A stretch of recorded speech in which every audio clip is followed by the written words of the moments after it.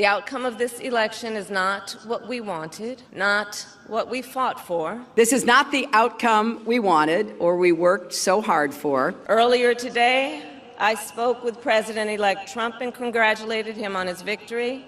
I also told him that we will help him and his team with their transition. Last night, I congratulated Donald Trump and offered to work with him on behalf of our country.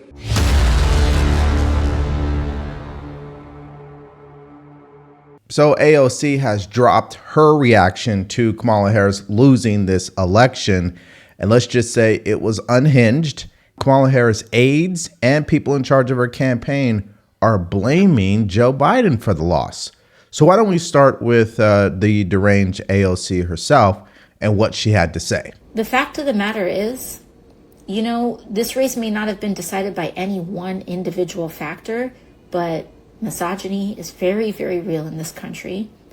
As another widely known woman of color in office, I knew that sexism and racism were real, but it was not until I got subjected to a national stage that I actually was shocked at how bad it is. You grow up with it, but there is something about being on the receiving line or just nationally exposed to millions of eyeballs at once that you feel that fire hose and you actually understand how deeply ingrained it is. And it is not partisan. It transcends politics. And that's a hard pill for a lot of people to swallow, that misogyny can exist in left spaces, in right spaces, in center spaces. It's not a moral thing. It is how we are raised in cultures that program this in us. Okay, so let's just set the record straight. Again, Kamala Harris lost because she was a last-minute candidate. She was the weakest candidate that they could have put up, bar none, okay? She had a terrible record. She refused to answer questions. She hid from the media most of her campaign. So when voters came out and said, we don't know who Kamala Harris is, we don't know what she wants to do, the campaign's response is, we are telling you. So there was a disconnect, right? And her whole campaign was a contradiction. Turn the page. Yes, you're right. Turn the page on you and Joe Biden. So that's number one. Number two, again, this is what they do when they have no other way to understand what happened when it came to this loss. They blame it on misogyny. They blame it on racism. They blame it on sexism. Nancy Pelosi is a woman. AOC, you are a woman. How many women right now serve in Congress? Did you know more women serve in Congress than any time in history? And it's very real and it's very, very deep. And when we look at races within margins, all of these things add up. They're not replacements or competing explanations with one another. If Kamala Harris was Tom Harris, we may have a different result today. I don't know. And so it is impossible to try to engage again in a sectarianism of explanation.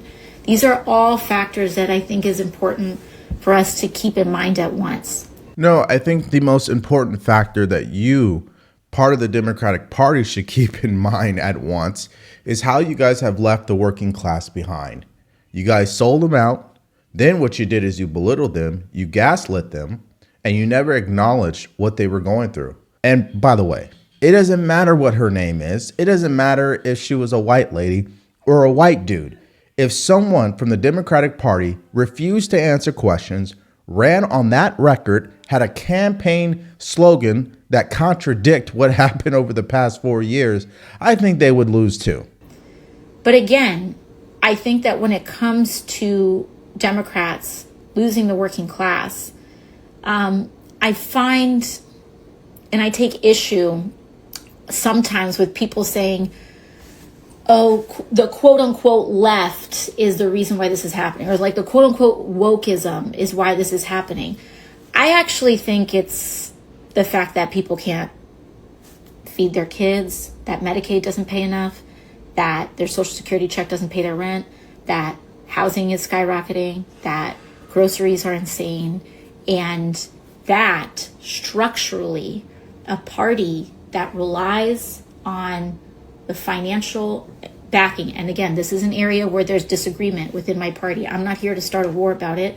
I've been very clear about what my assessment has been since the time I entered office. To me, a party that relies on big money, and this is not just Democrats, our entire system relies on big money. And before people say that it's only Democrats that rely on this, just understand that Donald Trump personally thanked Elon Musk, a billionaire, for delivering him the presidency. Donald Trump works for Elon Musk. He works for Jeff Bezos. He works for the oil execs. That's what he does. Okay? So can we say the same thing about Kamala Harris and the rest of you guys? Does Kamala Harris work for Oprah? Does she work for Bill Gates? Does she work for Beyonce? Does she work for the entire Hollywood industry, the entire entertainment industry? We can go on and back and forth about this. And by the way, this is an example of how the progressive left thinks. They want to blame it on the billionaires. They think our problem in America is billionaires. No, our problem in America is we lack common sense in our government. That's the problem here. I believe in a time where there are, let's say, peers in history of mass movements of people that mobilize to protect one another in times of fascism and authoritarianism. And this is the era that we are poised to enter. Donald Trump has talked about turning the military on U.S. citizens that he deems his domestic political enemies. Authoritarians and people that he affiliates closely with and strongmen abroad, in regimes like that, it is not uncommon to jail political dissidents or legislative opponents. All right, so I got to stop it here because what's happening at this point is she's going down the same talking points, Donald Trump is a dictator, Donald Trump is a fascist, Donald Trump is going to use the military, he's going to do this, he's going to do that. And we all know that majority of those comments at best were taken out of context, okay? So we're not going to give any energy to that. Now, so far, if you're getting value from this video, please like, share, and subscribe to this channel. If you want to support us further, go to the link in the description below, grab yourself some merch, or buy us a cup of coffee. Now, I told you guys that, of course, she was going to melt down, but apparently so is Kamala Harris's aides and her campaign advisors. They have been coming out and blaming Biden for the loss. Now, to tell you guys the full story here, we're going to take you back 20 hours before the election took place. Here's David Bluff, the person who runs her campaign, and what he had to say about the race and his predictions. Watch. Women comprise a slightly higher part of the electorate than they've previously. You put those two things together, that's how there could be a real upside surprise for Kamala Harris. But again, in our own work, we are being very conservative. We are assuming Donald Trump will do a tremendous job with turnout. We assume Donald Trump is going to do very well with Republican voters, maybe better than he will, so that we mount the kind of campaign that can win in those challenging circumstances. Okay. But I think, in my personal view, there's a better chance that we're surprised tomorrow by Kamala Harris doing better, particularly with women voters, than what we saw in 16 and 20, where Trump overperformed, some of the data. All right, so that's what he was saying right before Election Day.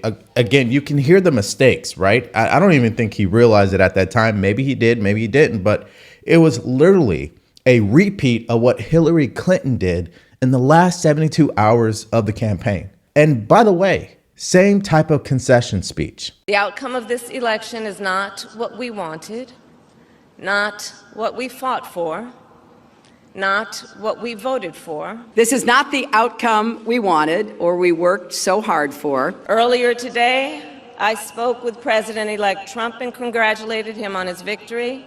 I also told him that we will help him and his team with their transition. Last night, I congratulated Donald Trump and offered to work with him on behalf of our country.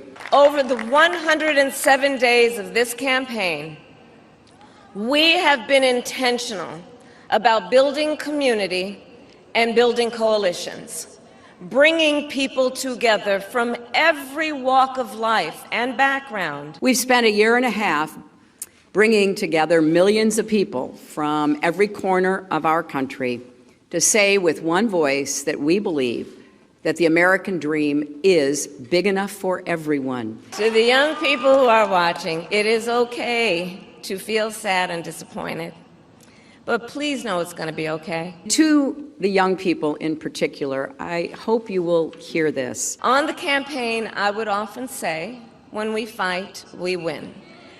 But here's the thing. Sometimes the fight takes a while. That doesn't mean we won't win. This loss hurts, but please never stop believing that fighting for what's right is worth it. Yeah, so I had to show you that because, again, if they want to do hindsight 2020 or they want to reflect on why they lost, I mean, this is going to be a part of the conversation. She was literally doing what Hillary Clinton did. Did they not learn a lesson in there? And I guess David Bluff, maybe he was stubborn. Maybe he was dealing with opposition within the campaign itself. But clearly, we saw the flags. We talked about it plenty of times. But here is on Election Day, here's NBC, Kirsten Welker, bringing up the idea that maybe it is Biden's fault. Well, and that's what makes the timing, I think, of President Biden's decision to step down after the debate something that, if she does in fact lose, will be under a microscope because, of course, there was so much discussion, even over the summer, about potentially having an open primary and having that fight play out within the Democratic Party. So I think it's one of the big questions moving forward. Yeah, and at this point, it is not only a question, it's actually something that is starting to leak, and you're starting to hear more people from her campaign start to complain. And so we're going to get to some of those statements here shortly. But one more clip here. This says, on Election Day, when they know Trump is going to win, now it's becoming a reality that this is Biden's fault. And what you're saying, Karen, is part of the reason why a lot of Democrats are very angry at Joe Biden tonight, because they feel that the decision to run again when he was 80 years old was very reckless and a very risky decision, a risky gamble that he lost. And then he basically swapped out, and he chose Kamala Harris, not just in 2020, but then he chose her, basically gave her a $100 million head start when he endorsed her and gave her his campaign. Yeah. And, you know, in some ways, while a lot of people want to say, well, Kamala was bad in an interview, and I just mentioned it before, it was bad in an interview with The View. She was bad in an interview with 60 Minutes. There are a lot of Democrats that are actually much more angry at Joe Biden tonight. Yeah, I think that's, I mean, I'd just say, yes, then I was expecting that, because some felt like if he'd have dropped out sooner and she would have ascended as the nominee, she would have also had more time. Well, really, they should be mad at themselves. They should be mad at their Democratic elite, like Nancy Pelosi, Chuck Schumer, you know, Barack Obama, right? These are people that put the party in this position, right? I mean, just think about it. They're the ones that got Joe Biden elected. They didn't have to do that. They knew Joe Biden was old. They knew he wasn't all good up here, but they allowed him to be the president. They pushed him. They could have used Bernie Sanders, but they refused to go down that road with him. Not once, but now twice in history. They blew him off, and now it backfired on them. Now, here is Peter Doocy reporting exactly what we've been talking about so far, that the campaign senior advisor, he basically blamed Biden, then deleted his X account, and other aides within the campaign making statements off record about what they thought about this loss. Watch. Good morning, Bill. The revered Democratic campaign consultant, David Plouffe, who was brought in to Wilmington to try to help Harris seal the deal when she took over for Joe Biden, has deleted his account on X after appearing to blame Joe Biden for Harris's loss on Tuesday and for setting the vice president up to fail. Part of what he wrote is, "We dug out of a deep hole, but not enough. A devastating loss. Thanks for being in the arena, all of you." The sentiment with that and everything else around here from Harris loyalists has shifted from Joe Biden's legacy as a selfless patriot is cemented because he stepped aside to let Harris beat Trump, to Joe Biden was so unpopular his VP was doomed from the get-go. That is according to a report in Politico with this.